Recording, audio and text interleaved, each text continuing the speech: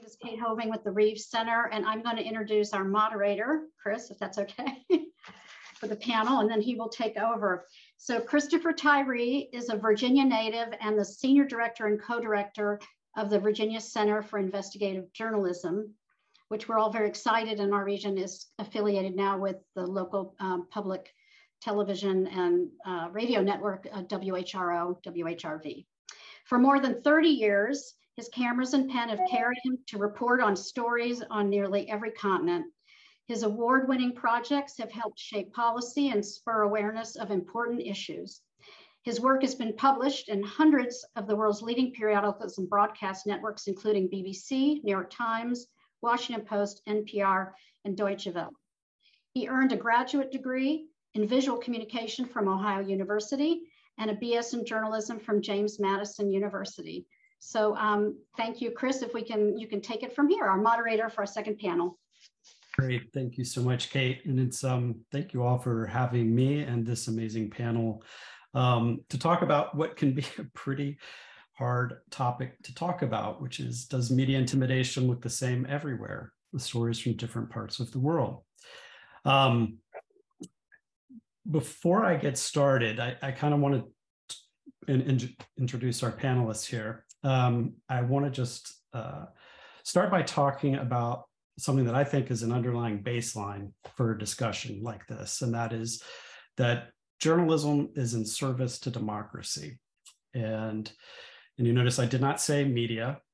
Media was a term that Richard Nixon used to demonize and vilify the press when they were, calling BS to his lies in Vietnam, and has been used, in this country quite frequently since then to talk about the work that journalists do. And I think if we're being honest, that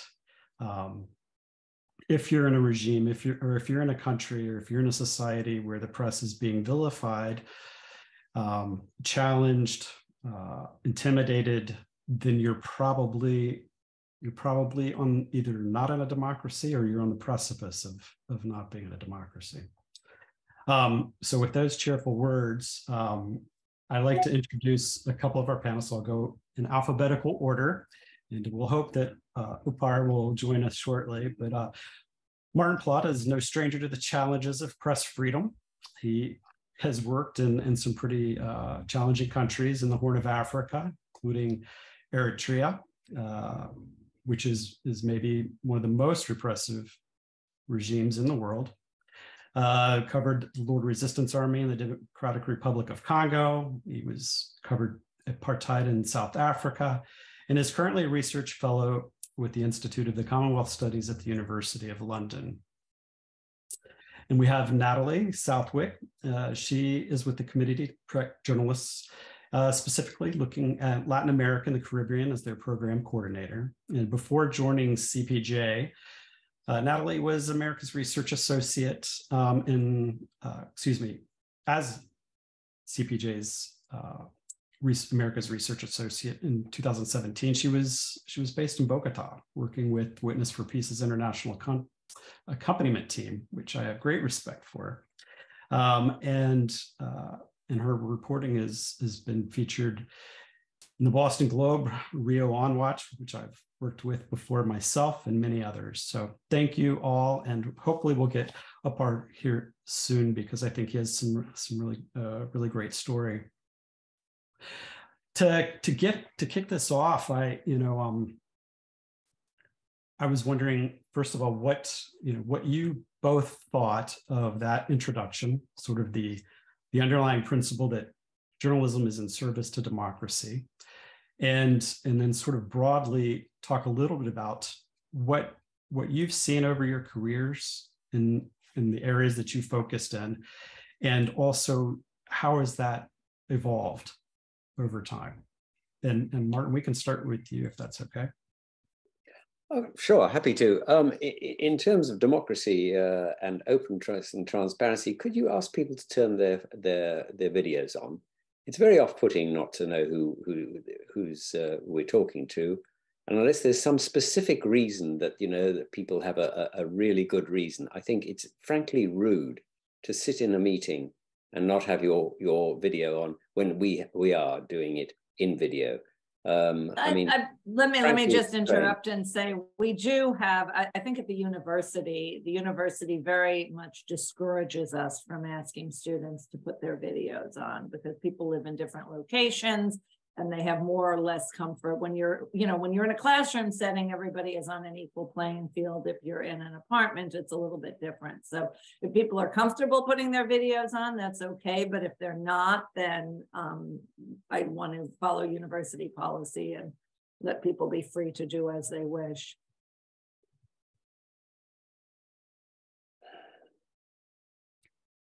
Yeah, so Martin, talk, if you will, a little bit about your experience and certainly what you're currently doing now. Well, my experience is working for the BBC World Service for 30 years, both in television and in radio, but mostly in radio. As you say, I've reported from most of Africa, including some appalling war zones. But reporting, good news stories as well. I spent a year in India, which I must say was one of the most challenging of all the places I ever worked in, since I decided after a year of working there as hard as I could, I knew absolutely nothing about the place. I mean, if anybody can understand from the outside the complexity of caste, color, race, language, and all the other extraordinary complexities of Indian society, I wish them luck. And it was when somebody said to me, I said to them, why is this party, not supporting this one at a national level, since they represent different castes. The one is from the north, the other from the south. This one's an English speaking. They oppose each other. And somebody then said, but don't you understand that so-and-so's nephew is married to so-and-so's wife? You kind of think at this point, whoa, I just don't understand this society. I mean, India, really, if you ever want a challenge, try India. I mean, the thing I'm working on particularly now is the Horn of Africa, where places like Eritrea allows nobody in. They have no free press of any description. And the current war in the Horn of Africa, which I've been working on, I'm just completing a book on it. In fact, I've just written the afterword, has been going on since November 2020. Today is the second anniversary of that.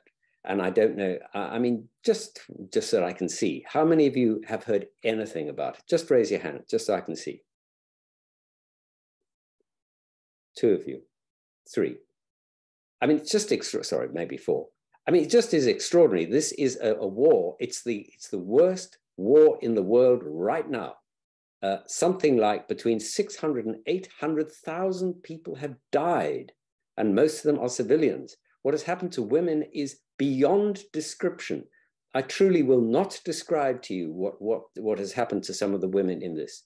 And yet, because the Eritreans and the Ethiopians have prevented any journalists going up to the front for months and months, in fact, if not years. I mean, I helped get one guy in from the French news television station, and even that was with enormous difficulty. And when I gave him the contact, I said, I do not want to know any more about you until you come out, because I do not want to be the person who leaks it. So that's I mean, if you want to see a hard place to report from, and yet people are, and information does get out frequently from leaks via aid agencies, to be frank, but I'm not going to say who or how. And we have managed to, with a friend, we've written nearly 200,000 words on the things, so we must have found something out, accurate or not. So that's the kind of challenge there is in trying to report from these things. And but the people who I have the greatest respect for, bar none, are not,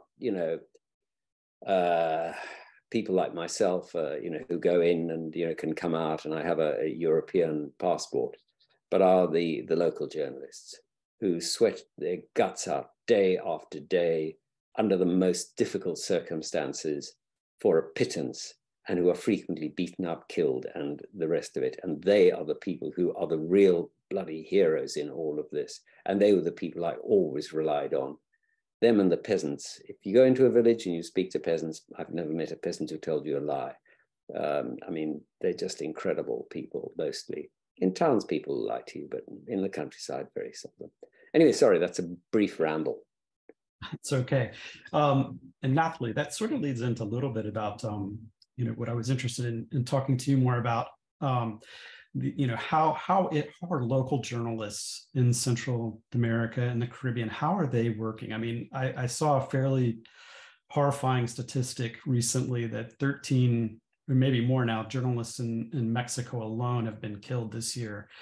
Many more throughout the Caribbean have been in jail, including I think was it in Nicaragua recently, earlier this year. A well-known journalist was sentenced to prison for a number of years. Can you talk to us a little bit about what you see? What kind of intimidation practices are actually going on in the Caribbean? Sure, absolutely. Thanks for the invitation. Thanks to everyone for being here.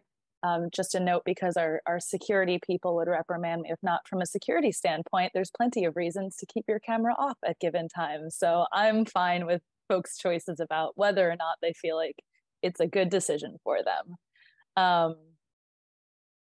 So I'm glad that Martin raised the point about local journalists, because that's really what we focus on more than anything else at the Committee to Protect Journalists. The majority of the cases that we document, the cases of journalists who are threatened and often who are confronted with deadly violence and who are killed in the course of their work, tend to be local journalists. The cases of international reporters are much more high profile. They get more attention. Those are the ones that folks who aren't kind of in the day-to-day of this work may hear about. But the truth is that, the vast majority of all the cases that we follow are local reporters, because they're the ones that are, occasionally literally knocking on doors. They're the ones that are looking at what the mayor of a small town is doing, that are talking on their radio show about allegations of corruption. And the people who have power in that place also know where they live. They know where their children go to school. They have a lot more leverage over them to be able to make those kinds of threats. I did want to just touch briefly on the first question about, threats against journalists and press freedom as this kind of cornerstone of democracy, because I don't think we can overstate that enough. The ability to make an informed decision is kind of the building block of being an active citizen and participating in democratic society, or a society, that's structured around people being able to bring in their own points of view and to participate. And so when you don't have accurate information, when you can't rely on the information that's coming to you in order to make a decision about yourself, your political choices, your life, that removes that opportunity for you to participate in a democratic process. And so it's, I think people don't always make the connection of, oh, journalists, they're doing reporting, that's great, I can read their articles, but really kind of thinking through what that information stream looks like and what that enables us to do. And hopefully Apart will be able to join us, because I know he's done a lot of research and talked about internet shutdowns and other ways that regimes and both autocratic regimes and plenty of nominally democratic governments are restricting access to information in online spaces, which is, increasingly a way to kind of exert control over folks' right and ability to make decisions.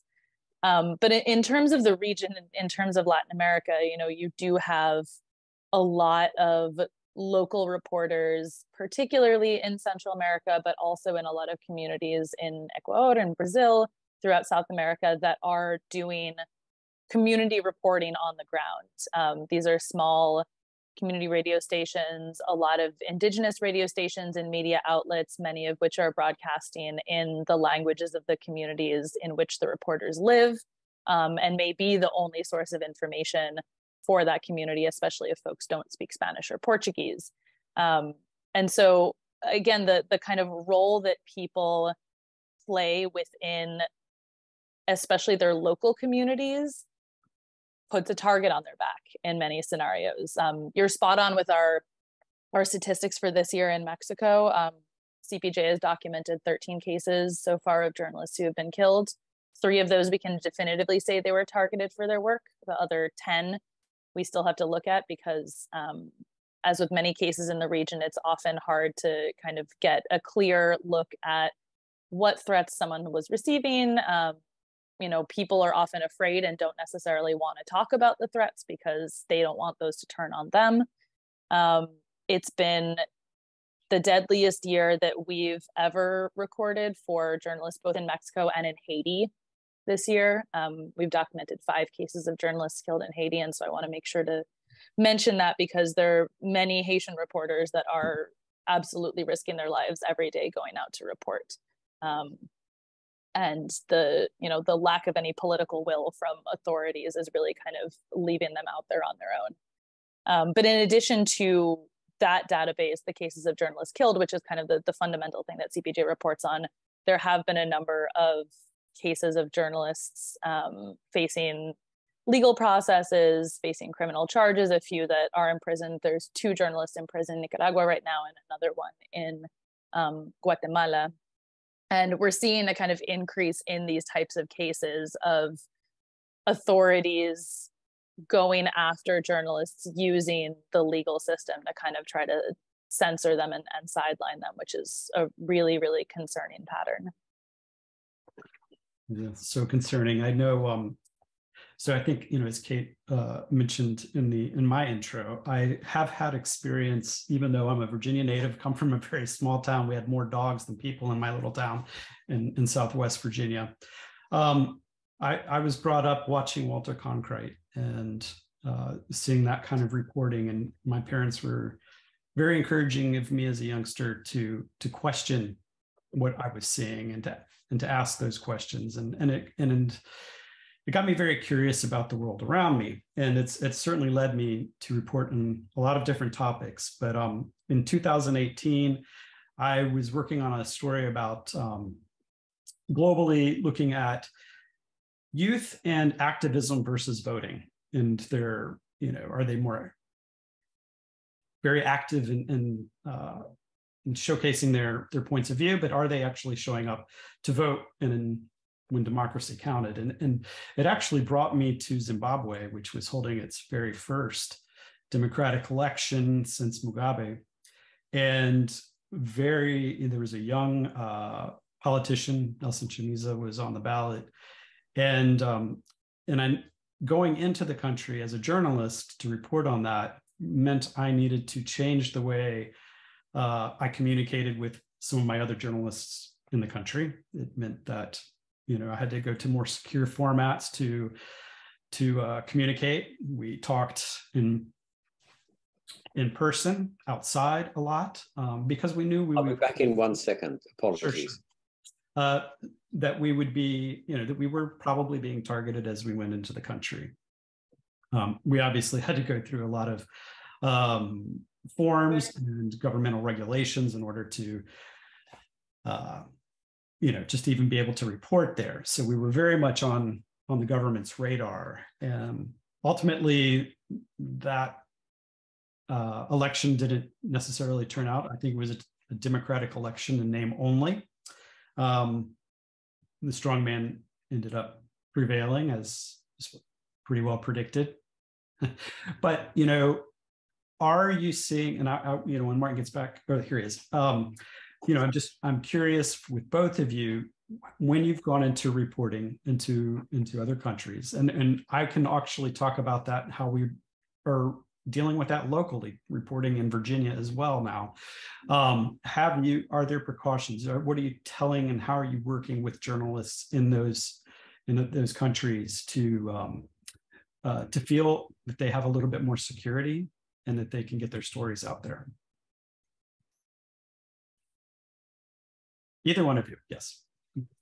I'm happy to start. So I would kind of divide that into, I think that's a great question because the terrain is shifting so frequently, right? It's a place that might have had particular threats a year or two ago suddenly doesn't. Even, again, going back to talking about like Port-au-Prince, for example, in Haiti, the lines of which group controls a particular neighborhood can shift from week to week.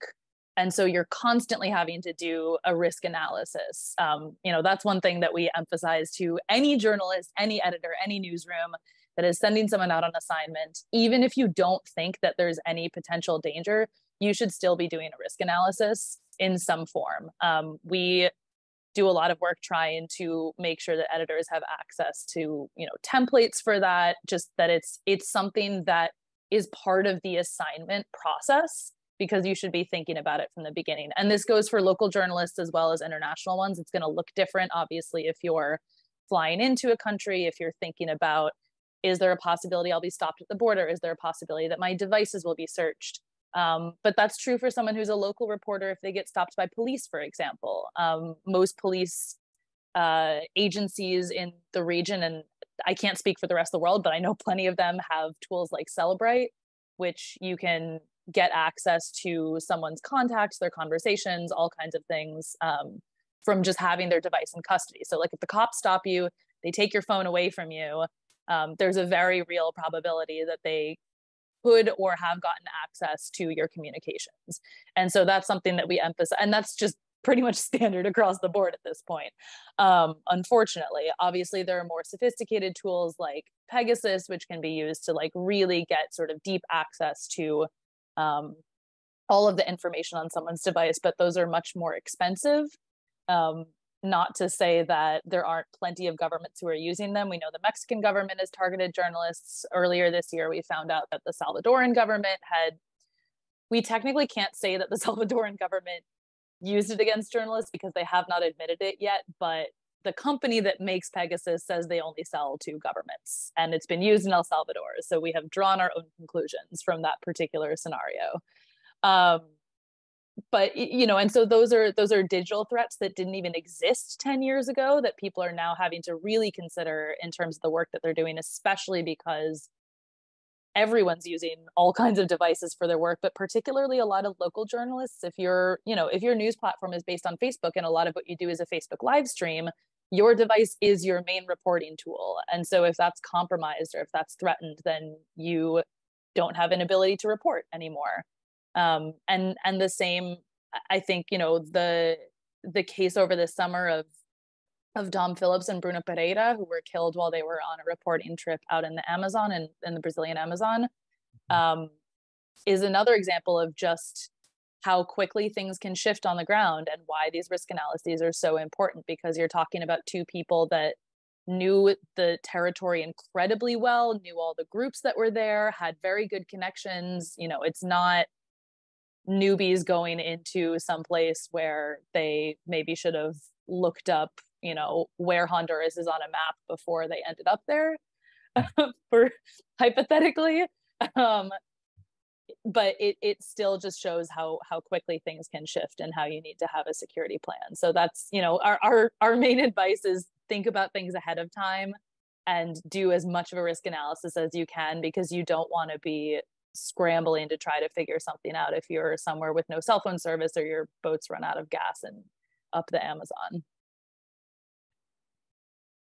Martin, when you were working in the Horn, you're working in Africa, especially places like the Democratic Republic of Congo, as a journalist, how did you prepare, and what are some of the, what were some of the things that you saw, either towards you or towards the local journalists? And I will say that when I was in Zimbabwe, it was very clear that there were foreign journalists and then there were the local journalists. The local journalists were treated, I think, a lot more harshly. Their access was much more limited, from what I saw. But I'm really interested to hear what you might say. Yeah, I completely agree. Much more limited and much tougher. The only thing they've got on their side is that they know the place backwards, and so they can sort of get under the skin of stories, which is very helpful. Well, I have great respect for the CPJ. I think they've done amazing work, and I always just spend time actually informing people when I knew your organization, when I knew people were in trouble, because I thought this was the only way they might get some help.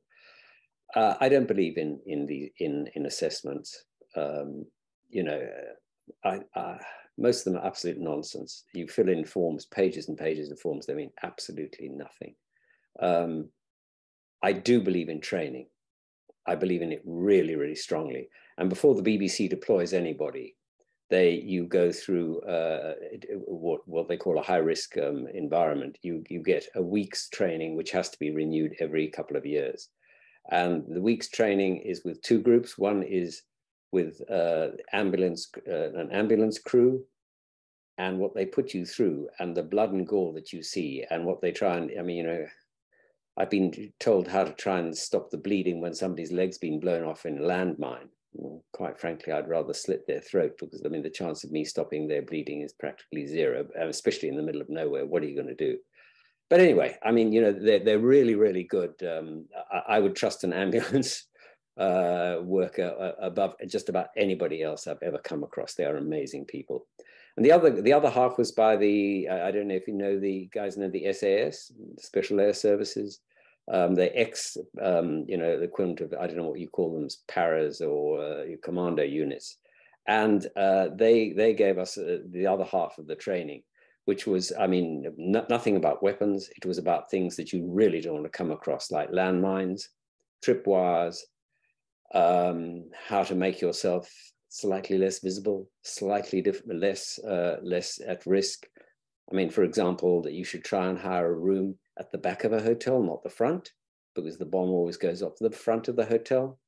And I've been in hotels which have been blown up, and you know, it's not much fun. And you know, those kind of, they're small tips, but you learn them. And I mean, when I was in Zimbabwe, you know, we took the wrong turning in the night, and suddenly there were no other cars on the road, and then there was a blinding light in our face, and we were outside Mugabe's palace, which apparently you're not supposed to drive past at night. Did we know? Absolutely not. And then the training kicks in. What do you do in a roadblock? You dip your lights. You advance slowly. You make sure your hands are all visible, and you're patient with them. No matter how desperately you are to get on with your mission, you are polite, charming, and you smile. And after 20 minutes, we talked our way out. So, you know, it's those, so the training is really, really vital. But not I don't believe in the forms. I mean, the BBC produces forms by the shed load. And, you know, when I had to go to somewhere, I used to go and I sit on the desk of the person who was making the assessment, and we'd have a chat for 15 minutes about where it was. And then he or she would look up the risk of the area.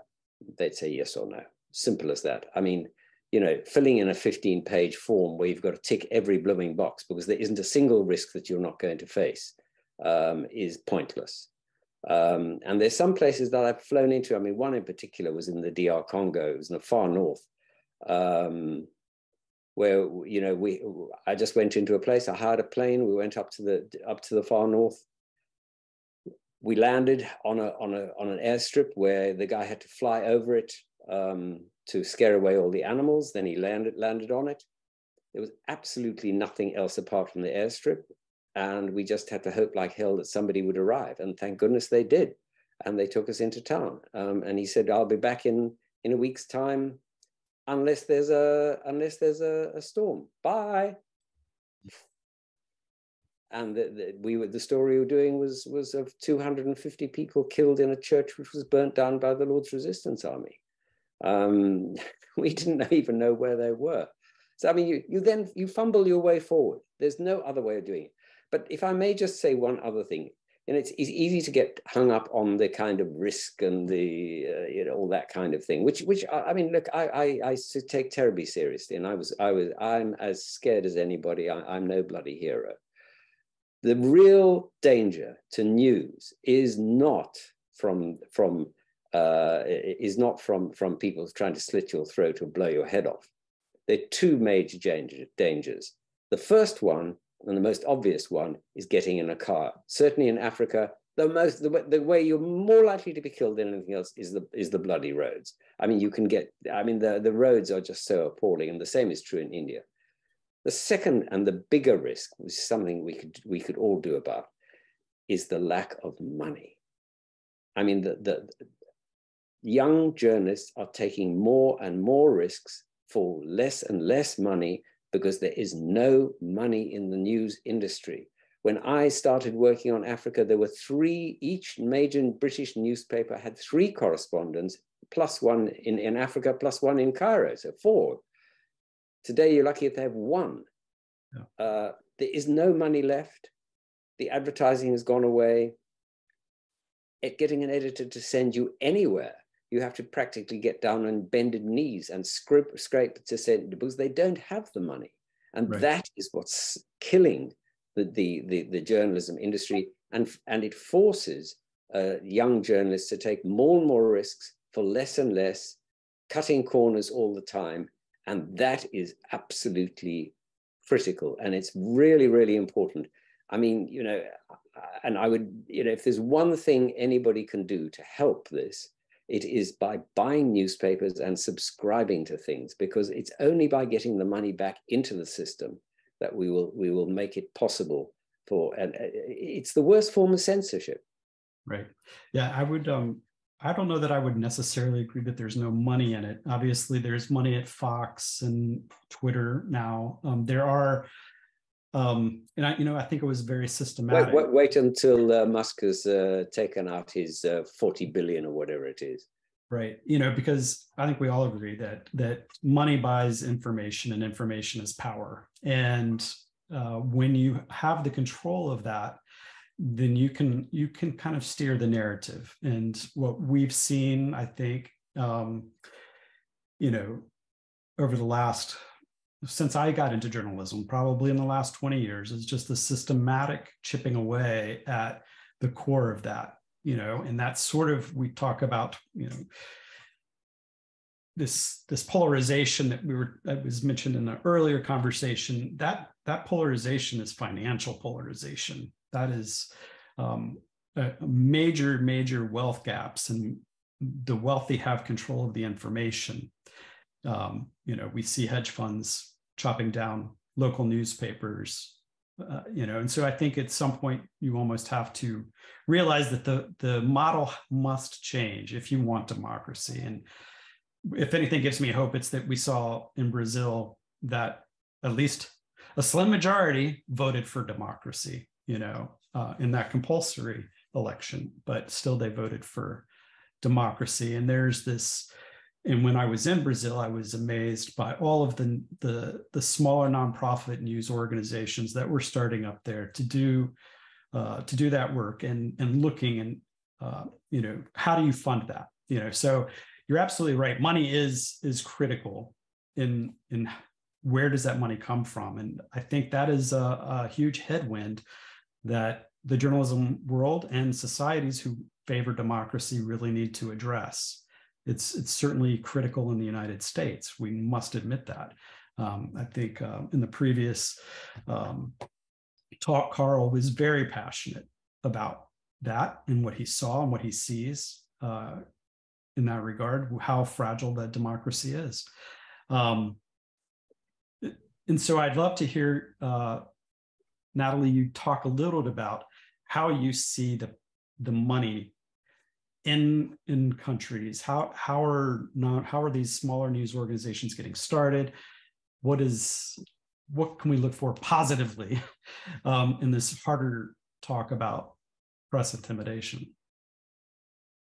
Sure. I definitely went into journalism in part because I took an econ class and realized that doing those sort of calculations are not for me. So I'm glad that I'm not in charge of financials. But what I can say is, we have seen a real proliferation of some of these smaller, more agile, nonprofit structured newsrooms throughout Latin America in the last 5 to 10 years.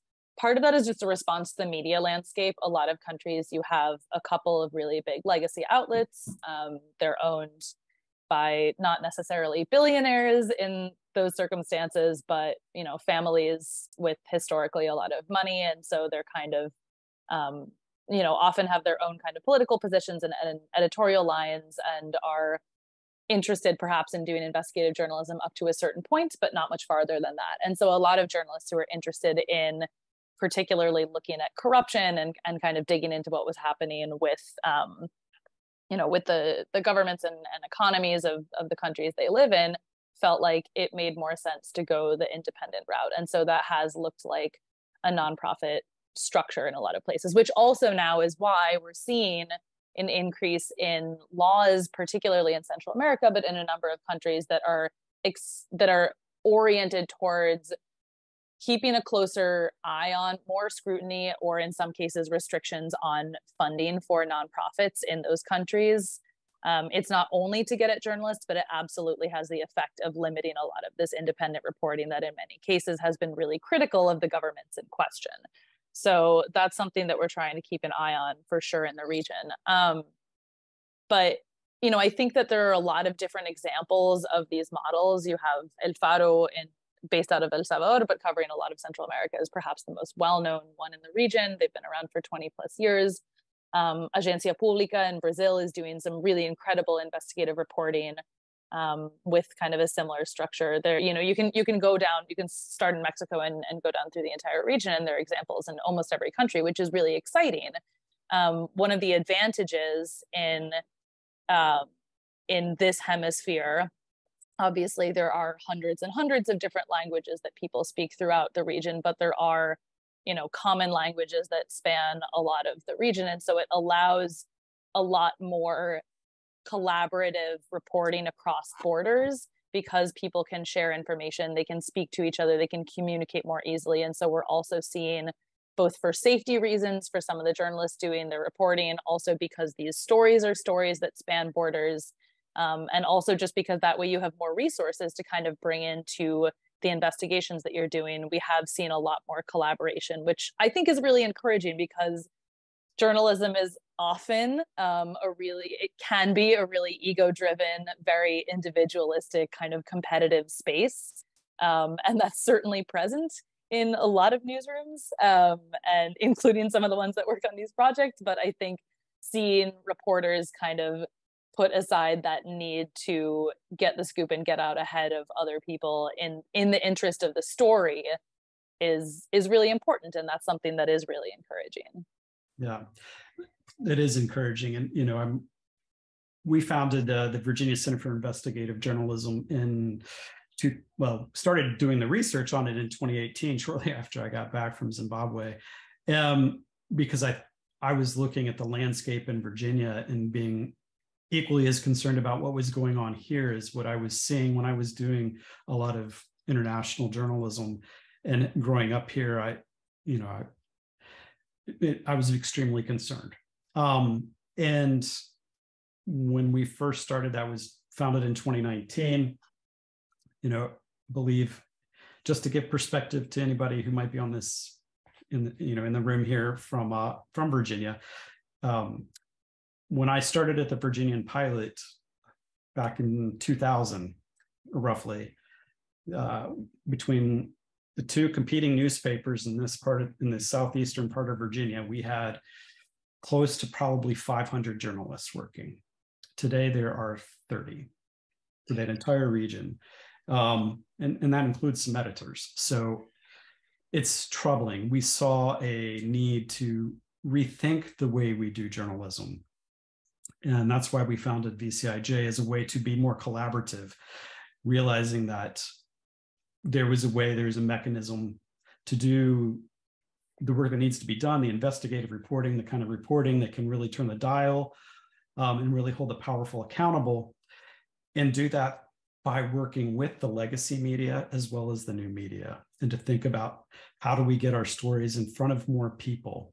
You know, how do we rebuild that trust and transparency too? How do we get journalists back out there so that the public, who hasn't seen a journalist in some places ever, but in many places for several years working in their communities, you know, how do we rebuild that trust? And because I think when we talk about intimidation and we think about that and sort of how the, there's the governmental intimidation, but there's also that trickles down, and it's certainly trickled down, in places that I've been here and abroad, to the public, and that trust and factor really needs to be rebuilt almost from the ground up. Martin, can you talk a little bit more about that and what you've done in that vein to rebuild that trust? I'm happy to, but Rachel had her hand up, and I just wondered if she wanted to come in. Oh. Well, thank you, Martin. Actually, Chris, you touch on my first question to you, so I would love for you to answer that. Thank you. Oh, sorry. Can you? I'm just seeing the chat now. I'm not honestly. I suck at following it. So my question was very similar to the one you just asked. I was wondering, how all of you garner trust in the people you interview, in the constant, in the context of this like constant, very public threat to journalists and those that are perceived by, other parties or even the government to, quote unquote, collaborate with these journalists? I mean, it's a good question. When I was working in Britain, which I did a fair amount as well, it doesn't arise. I mean, there is no sense of threat to anybody, and people will gab on at you forever if you give them a chance. I mean, they are. The BBC has over 100 years, and it is our 100th anniversary, trained the British public to answer the question. And they are, constantly being asked for vox pops. And I mean, is vox pops a term you guys are familiar with? Does it resonate? It's just, we don't ask you who you are. We just say, what do you think of this? And they'll come out with reams. I mean, it's just incredible. You can hardly shut them up. It's great. I mean, it really isn't a problem. And I can't remember a situation where I've really had, difficulty. I mean, obviously, if it's an incredibly sensitive story, with children or with where somebody's been badly abused, but it gets more difficult. And if you're trying to get behind a story where the subject is trying to hide what's going on, which happens all the time. But I was mostly just a frontline journalist, not an investigative journalist. I mean, I did some investigative journalism, and some of the stories I did, I frankly got into trouble for. I mean, I can honestly say that one story I did, which I must say didn't take more than 20 minutes, the Ethiopian government sent a minister from Addis Ababa to get me sacked. I'm pleased to say that I wasn't sacked, and the BBC stood by me because I happened to. By the time he arrived, it was proof that I had been right. But it was it was quite a moment.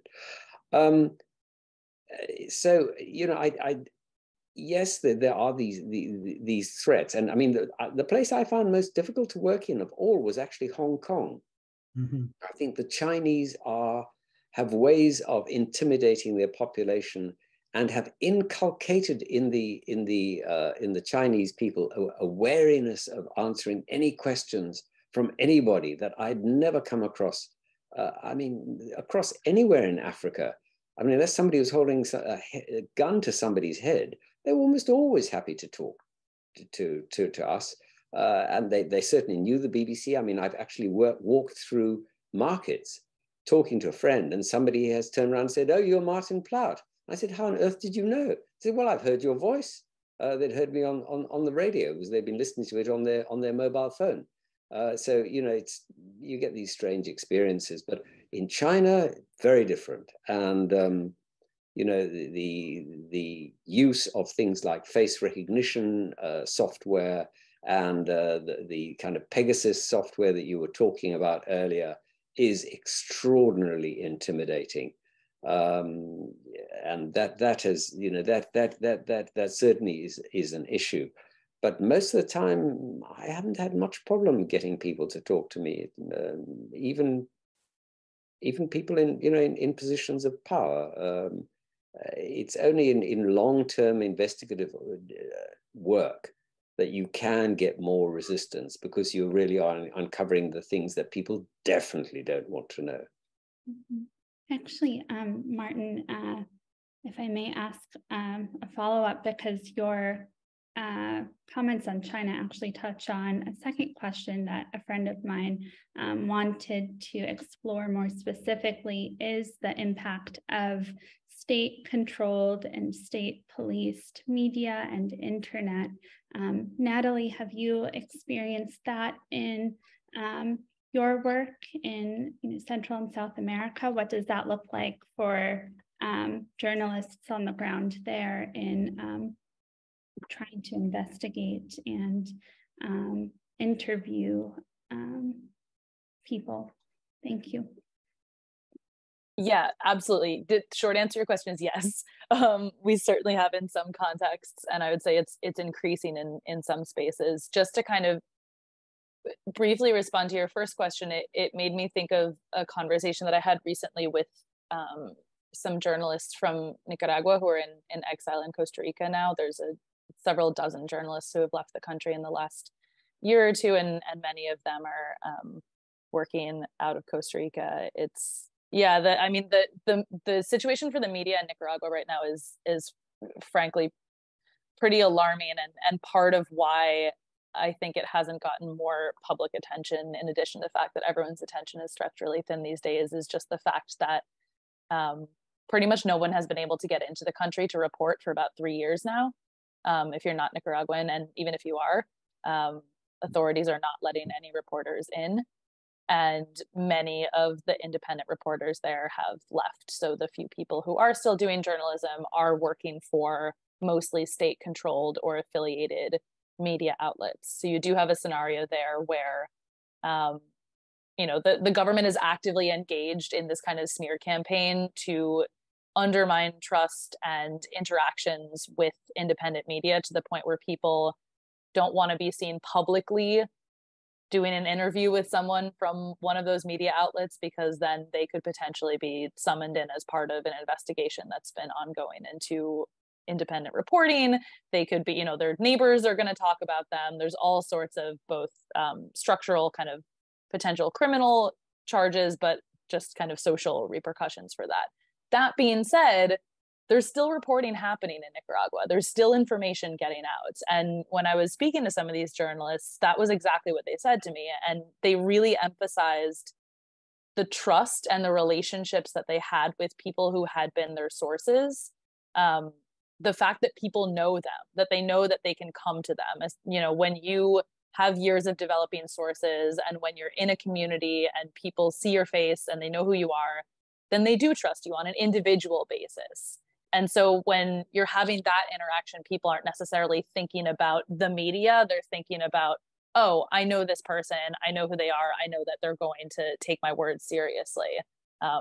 Whether they see you in a market and recognize your voice from being on the radio, or they went to school with your kid.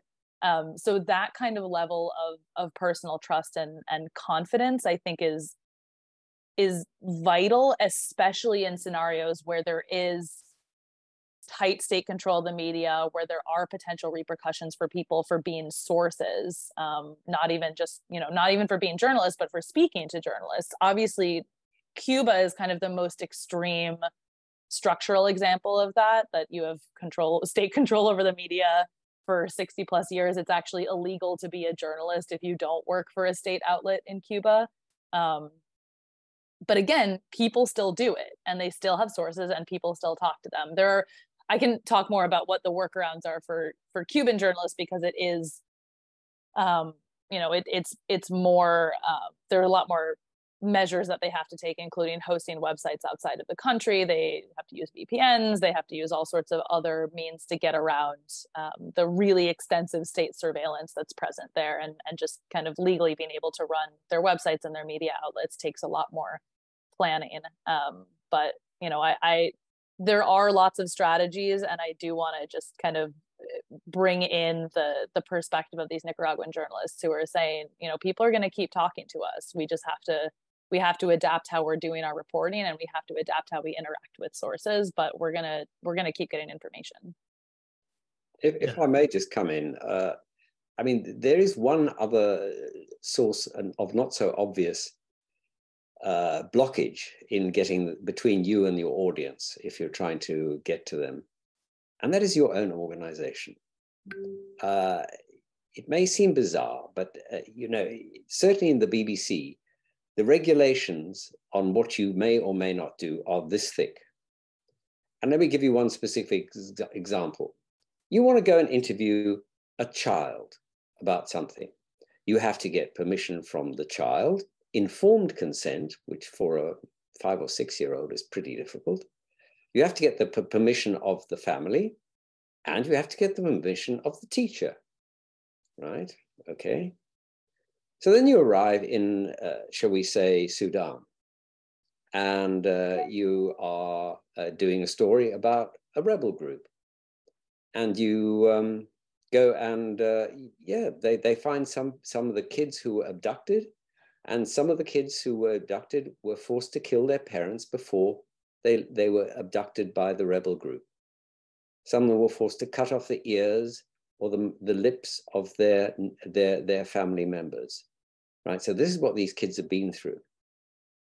Now you tell me how you get from this kid who hasn't seen their family for 2 or 3 years, who have probably killed them themselves. How the hell do you get informed consent, permission from a teacher, or permission from a parent? Doesn't happen. But those conditions, the BBC says these regulations apply to you anywhere in the world. I'll give you one other example, and then I'll shut up. We were in the middle of the night. There was a coup in a Caribbean country, and I can't remember. It's terrible. I think it was, anyway, it was a Caribbean country. And we managed to get through to the Prime Minister, who had been taken hostage. It was, and he had been shot in the leg, and they were holding him hostage. So we're sitting in London. We actually managed to get his phone number. We get through to him, and they've got a gun to his head, but he still manages to get a brief interview with us. So do we put it out or don't we? Well, I mean, it's a huge story. It was Grenada. And I thought, wow, you know, should we put it out? And then somebody said to me, but if somebody's in a hostage situation, aren't you supposed to get permission? And I had a quick look, and yes, it said, you had to get the permission of the Deputy Director General of the BBC, the number 2 in the entire organization, before you put it out. Now, of course, they were really thinking about a British politician being held by the IRA in Ireland when the IRA was still fighting the British government. I could have been kicked out. I could have lost my job if I put it out. But we did. We just pressed the play button, because my view was, you know, the people that our audience had a right to hear that interview and know what was actually happening to him. And so you put your reputation and your job on the line. Nobody noticed. I was fine. I didn't get sacked. But you know, you have to make a decision. Who are you really serving? Are you serving the organization, or are you serving your audience? And my view was always the same. My first duty is to my audience. And as long as I'm really trying my level best to serve that audience and do the best job I possibly can, I'll live with the consequences. I mean, it's not to say there were stories we didn't do and lots of things we didn't write about, even though we knew about it. And that's one of the things that most people don't know, is that there are many stories are true, and you can't write about them because of legal restrictions, because of injunctions, all the rest of it. And that stands in the way. But whenever possible, I think your duty is to serve your audience. As long as you stick to that, I think you're on the right side of journalism. Really, and that is the ultimate. I mean, our job as journalists is to give citizens the information they need so that they can make really informed decisions about the way they live their lives. And they're going to perceive some of that news differently, obviously, but But I want to jump back, and I think Nancy may have a question for the group. Nancy? Thanks so much, and I'll be really brief. I was just wondering, as I've heard some of the stories and thought about how things have progressed over time and in different countries, you've talked about the circumstances changing in the countries. And I wonder how journalists are perceived in countries where press freedom is so limited or non-existent. So if we think about the trajectory of the, just the, almost the status of journalists in the United States, I think if you go back a few decades, you see journalists being viewed as having high civic mindedness. It's a very well-respected profession. And over time, and particularly in the last 5 or 6 years, journalists are treated with much more skepticism, and it has just become a much more difficult job to have. And as I said, just their status in society as a whole, I think, has been undermined by the attacks on their integrity and that. I'm wondering, when I hear about in other parts of the world, the kind of real world dangers that journalists face, are they perceived by the ordinary population as heroes? Do the ordinary population recognize the kinds of threats that they are working past, or do they actually buy into the state propaganda that these people are criminals who shouldn't actually be addressing the issues that they're addressing?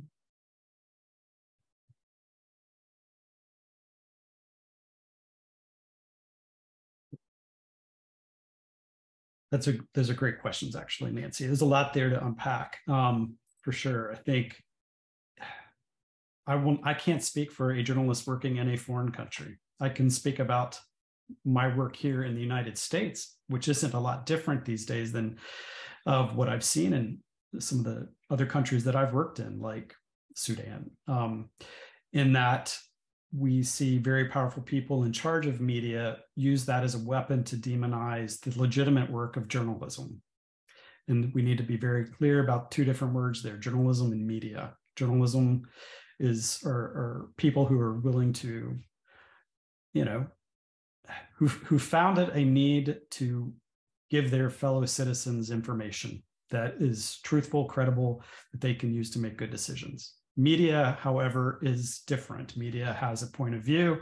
Media has, and so if you get to a society where the media, the state-controlled media, has taken so much control and is the only game in town, it's not that the independent journalists working in those countries or in those societies aren't there, but their work is really affected. How do you build that trust? That's critical.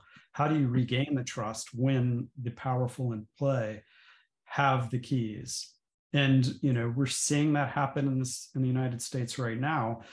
There are the people who are on the front lines doing journalism, doing the investigative reporting, a small number. And so there's a challenge of, how do I get them to, the people who view my work on the platform, how do I even get to them, first of all? And secondly, how do I get them to understand that what I'm sharing with them is trustworthy when they've been bombarded for, almost 2 decades that I'm not doing my job because I'm an enemy. And so it's something we have to think about. How do we get around that? And for me, that has meant being a little more vociferous in my community, like being in my community, going into the different areas around my state and letting them know that I am a journalist and that what I'm doing is really for them. I'll give them the information. I'll show them how I got that information, and they can make their own determination. But when we have oppressive regimes, it makes that so much harder. I can't even imagine what the journalists must be going through in Nicaragua. The daily waking up, wondering if they're going to jail, they're going to be shot at, and that they still risk that because they know deep in their hearts that what they're doing is important, that they believe that every person should have individual freedoms granted to them, right? And so they're willing to put their lives at risk for that. I mean, I don't know if that really answers your question, but I'd be interested to hear from Natalie about, you know, specifically like what she's seeing and talking to these journalists about around that.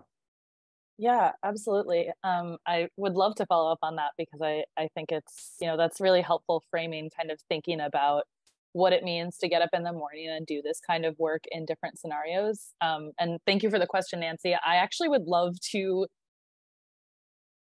question a little bit the idea of, you know, the kind of authority that I would say certain journalists had, you know, a few decades ago. Like if you think about a Walter Cronkite, if you think about people who were authority figures who were high visibility journalists, we frankly are talking about like mostly Ivy League educated white men. And that's not to say that many of them weren't doing good work, but that's a very narrow viewpoint. And I think that there are plenty of communities in the United States that would not necessarily fall within the we of feeling like those media outlets and even the very respected, excellent journalists that lots of prizes are named after now were necessarily reporting fairly on their communities. And I think I'm saying that partly just because, you know, I think we sort of tend to look back and say, well, we didn't have someone like Trump doing what he did. And that's absolutely true. And there was a level of, you know, there was a level of respect for a particular type of journalism, which did really valuable public service work, but that's not the entirety of it. And that's definitely something that we see, for example, I'm thinking of a case in Guatemala where, so it's actually, I don't want to get too far into like nerding out over the laws there, but there since the peace accords in Guatemala and since the new constitution, there hasn't been a law put in place to basically provide legal access for indigenous communities to have radio stations. Like they are barred from legally accessing the radio frequency. And so any radio station that's run by an indigenous community in Guatemala, of which there are many, is technically a pirate radio station. It's technically illegal, which means at any point they could face criminal charges, they could face raids, they could be shut down. And that's because there's literally not a provision in Guatemalan law, even though there is supposed to be based on the peace accords, to grant that. And what that results in is you have this sort of mass criminalization of an entire class of journalists, an entire set of people that are absolutely doing journalism for their communities, but both because of discrimination within society and because of the actual law, they are locked out from accessing those media spaces. Lots of people are still doing this reporting. Again, they get up every morning, they say, you know what, people need to know what's going on in this community. And so I'm going to go out and I'm going to report and I'm going to do a Facebook Live because that's often what people are doing. I know many of us have moved away from Facebook, but there's still a very big market in a lot of places. And, you know, we've run into cases of documenting journalists who have been arrested, and authorities and even other people say, oh, well, they're not a journalist. One thing that's really helpful for us is our definition of who is a journalist is defined as someone that we consider to be doing acts of journalism, which is what you're talking about, Chris. It's what are you actually doing? What kind of reporting are you doing? What's the work that you're doing? What are you producing and who are you serving? It's not just who you do or don't work for. But I think, you know, there obviously is this global trend, and I'll wrap up with this. There's a global trend towards delegitimizing the media because it allows authority figures, you know, both authoritarians and others, to consolidate control over information and to consolidate control over reality. They get to define the narrative. And so that serves them. And we're seeing that happening at a global level. We're seeing that happen at a regional level. It's obviously strategically beneficial for some of these leaders. But it's also, you know, it's a question of within particular societies, whose voices do we respect? Who is the audience? Who is looked to as an authority figure and a source of information? And I think that's a much stickier and much more nuanced question, certainly, than we have time to deal with in 10 minutes. But I would just put that out there for everyone to think about. Do you want me to come in? Yes. I think an interesting example is that of South Africa. Under apartheid, there was journalists were harassed, had a tough time, but more or less they were able to operate. Things have actually deteriorated since the end of apartheid and with the African National Congress taking power, because they were actually far less tolerant of a media that was going to criticize them. Now, the South African Broadcasting Corporation, which is the equivalent to the BBC, I don't know what the equivalent is in the United States, but the state broadcaster has always been pretty towing the government line. But in the newspapers, the newspapers were free and some of them had histories of more than 100 years. And the ANC basically organized for money to be borrowed from the state pension fund of civil servants and from the Chinese. And they bought up most of the main newspapers. And they put in editors who would only report things that they liked. And they frankly crushed the media scene. Thank goodness they didn't crush it entirely. And a group of online people through like the Mail and Guardian and which also has a physical presence, and the Daily Maverick and others, smaller local organizations started. And frankly, they just took the audience away from the printed newspapers. And because people knew they could trust them, and they actually told them what was going on. Sometimes it was in favor of the ANC, sometimes it was very critical. I mean, wow. I mean, some of it is really strong. And I mean, you know, nobody talks about Jacob Zuma now except putting, you know, the epithet that he's, you know, completely corrupt bastard, quite frankly. They sometimes leave out the word bastard, but I mean, you know, that's all. You know, that has changed the media scene in South Africa, and people therefore can still get the truth, or, you know, a version of the truth that they can rely on through those means. But if it hadn't been for the shift away from the well-entrenched and you know, respected newspapers to these other organizations, because people discovered they just weren't telling them what was going on, it would have been, they'd been finished. And frankly, they have been the backbone of democracy in South Africa.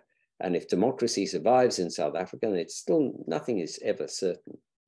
If it does, then I think the media and the organizations which help them keep going will, you know, deserve a huge credit. We'll ask if anybody else has any questions. Please put your name in the chat so we can ask them. That would be great. You know, I'd like to, before, you know, we wrap up shortly, I would like to ask, you know, how can we support the work that your organizations are doing? And I will put a plug in for us as well. Natalie? I think our development folks would have my head if I don't say that you can obviously donate to CPJ and other organizations that we work with throughout the regions, but more beyond that, I mean, I think, you know, one thing is, I'm probably preaching to the choir somewhat here, but reading the news, supporting local media outlets, like local journalists are the ones that are keeping all of us going. It's great that large national outlets have seen a lot of support. That's fantastic for them. But I think, you know, if we lose local media, then we lose an information source, and we lose knowing what's happening in our communities. And having both financial and readership support and familiarity from a bigger audience keeps journalists safer too, because people know who they are, they're paying attention to what they're doing, they're invested in their well-being, and they're reporting and they're looking out for them. So wherever that is for you, wherever your community is, or a community that you care about, I would say put some energy and some resources, financial and otherwise, there. Mark? I would just underline both of those points. I think you're absolutely right. Your organization, the committee, has done amazing work, and they definitely need support. I suppose the one other thing one can do as a journalist is join your union. If you are a journalist, become a union member, support the union, and hopefully they will support you when you get into trouble. They supported me when I had a hard time occasionally, and I think that's the only other thing. But buying the media and supporting the ZPJ, that's the way forward. Excellent. Well, I will also co-sign on unions for everybody. I will I will also just chime in to say that I honestly think we're at a very interesting time in journalism history. We've had many ups and downs along the way, both here in the United States, globally, but it's a really interesting time because we're going to rebuild. We have to rebuild the journalism model, the way we reach reach citizens. How we reach citizens. How do we financially operate in order to do that? Like we have to. And it's going to be different for a lot of different communities around the world. Here in the United States, I've been excited to see the number of nonprofit newsrooms grow significantly. The Institute of Nonprofit News has been great in really helping nonprofits like ours get off the ground. We now have several in Virginia. We don't have nearly enough. We have so much work to do. And part of that, I think that Natalie hit on earlier, is the collaborative nature that we have to really rethink how we work as journalists. That the competition might be good in some ways, but we really need to be thinking about how do we work together to tell these important stories? How do we reach the citizens no matter where they're at? And so, I will plug that, support not only your local newspaper, but think about supporting the local nonprofit news organizations that are starting to crop up in your communities, financially, or even just simply spreading the word that they exist. Because the more eyes they get on a story, and the more those stories get out in the community, the more the community sees themselves in those stories, the faster we'll start to rebuild that trust factor that we've lost. Is there anyone else who has a question? We have a few more minutes. I need to go. I've got to go and cook. Go cook. I actually have to go catch a flight, so I would also appreciate the extra 2 minutes. Just one other thing. I hope you all go out and vote. I live in Britain, but boy, oh boy, we're relying on you. Thank you. Thank you, everyone. You give me hope for the future. I really appreciate your expertise. We're so glad you participated. Nancy, do you want to say something real quickly before? Only to say thank you. Thank you so much. We are deeply indebted, and as well as to the audience and for the questions and for everyone's participation. Martin, Natalie, we very, very much appreciate it. Have a wonderful pleasure. weekend. Okay, Thank you all take so care. much.